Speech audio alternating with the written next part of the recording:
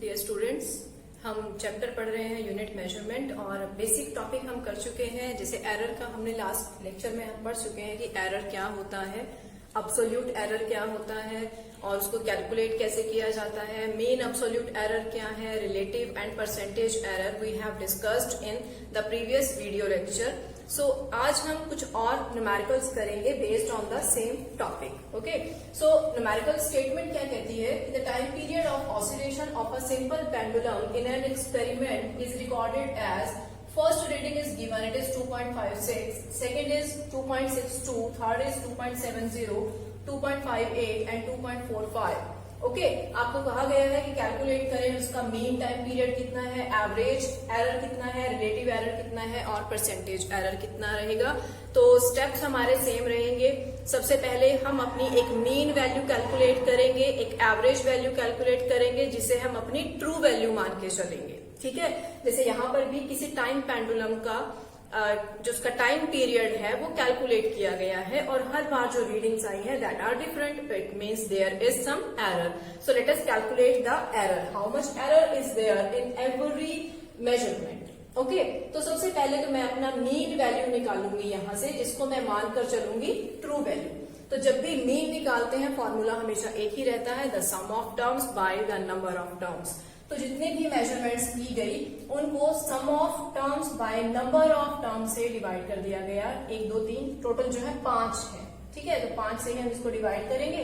अब यहाँ पर ध्यान दीजिएगा, एक स्टेप है 2.585। जब आप इसको डिवाइड करेंगे 5 से तो आपका आंसर जो है it comes nearly about this. ठीक है, यहाँ पर हम इसको सिर्फ 2 डेसिमल पॉइंट तक ही लेकर चलेंगे क्योंकि हमारी जो मेजरमेंट है that also contain only 2 digit after the decimal. तो इसको हमने 3 नहीं लेना, हमने इसको राउंड ऑफ करके 2.58 लेंगे हम इसको। तो यहाँ पर हमारे राउंडिंग ऑफ के रूल्स भी इम्प्लीमेंट हो सकते हैं जो हम पहले डिस्कस करेंगे। ओके, 2.58 तो इसको राउंड ऑफ कर दिया गया है, इस स्टेप को ध्यान दीजिएगा। उसके बाद सेकंड आपको कहता है कि एवरेज अब्सोल्यूट एरर निकालना है। तो एवरेज निकालने से पहले तो मुझे पता होना चाहिए कि अब्सोल्यूट एरर है कितना, हर एक मेजरमेंट में कितना एरर है। So true value minus the measured value. ठीक है, फॉर्मूलाज मैंने लिखे हैं इधर देखिए। फर्स्ट मेजरमेंट में एरर, सेकंड में एरर, थर्ड में, फोर्थ में and then the fifth measurement.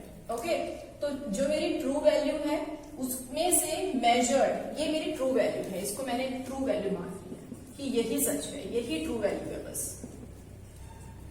ठीक है, मैं अपनी बाकी मेजरमेंट्स को अब इसके साथ कंपेयर करूंगी कि अगर ये ट्रू है तो मेरी हर एक मेजरमेंट में कितने का एरर है।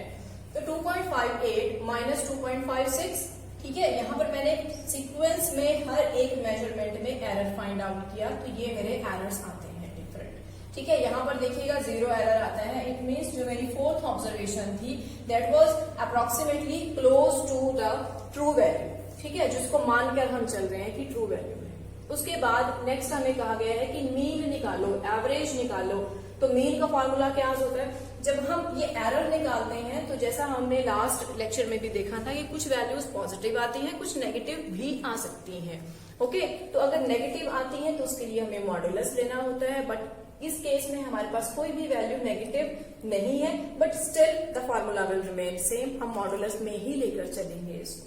ठीक है, तो अब सब वैल्यूज का हमने सम करके उसको 5 से हमने डिवाइड किया तो आपका आंसर आ जाता है 0.062 सेकेंड। क्लियर?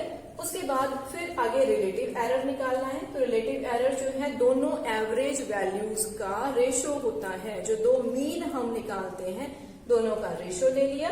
पहला ये आया है हमारा एक जो मीन वैल्यू हमने निकाली थी, दूसरी ये थी 2.58। ठीक है, इनको रेशो ले लिया हमने।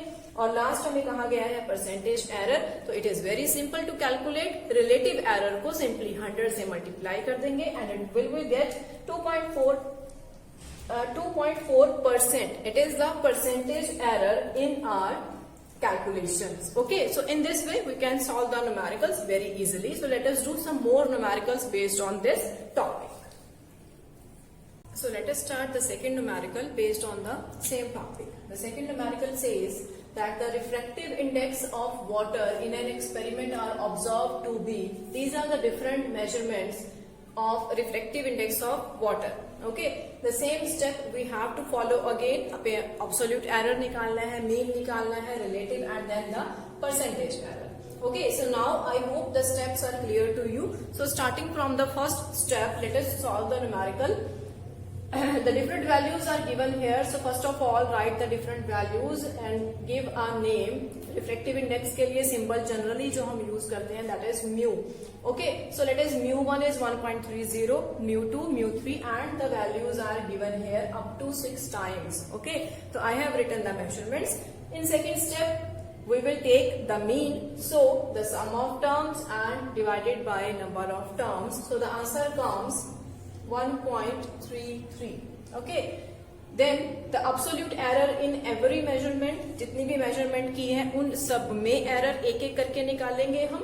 ये मेरी ट्रू वैल्यू है, जैसा कि हम अब तक मानते आए हैं. अब न्यूमेरिकल में ट्रू वैल्यू मानेंगे इसको और हर एक वैल्यू को इसके साथ कंपेयर किया जाएगा, इसको एग्जैक्ट माना जाएगा और इनको कंपेयर करके इनमें एरर फाइंड आउट किया जाएगा. So let us do the step. First of all देखिए फॉर्मूलाज लिख लिए हैं सबके लिए. Mu bar mu bar mu bar सबके लिए लिख के माइनस successive measurement. So it is very simple to write. You can write in the same way. Okay, so take the difference. Sometimes it will positive, sometimes it can be negative as well. So take the differences with their negative sign. हालांकि ये negative sign हमें कहीं impact नहीं करता, क्योंकि next step में हम इन सबका मॉडुलस ले लेते हैं.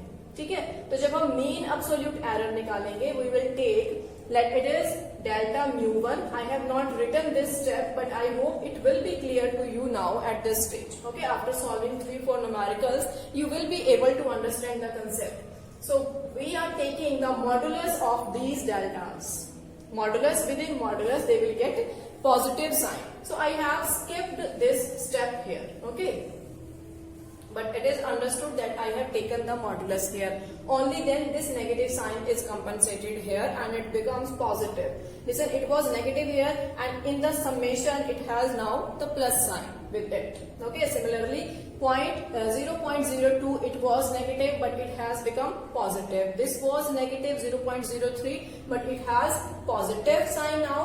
So I have taken the modulus and I have merged the two steps into one. So after doing the sum and dividing by 6, so you will get the mean value of all these errors of all these deltas and it becomes 0.016. Clear? उसके बाद हमारा step बचता है relative error का. So take the ratio of these two average values. First is this and then the first one, the true value which we have taken. The ratio of these two is equal to 0.012 and last step as usual is percentage error. So multiply the relative error into 100. You will get the percentage error and it becomes 1.20%. So this was all about the absolute error, the mean values of error, and in the same way you can do more numericals based on it. So dear students, do practice, do numericals, and thank you.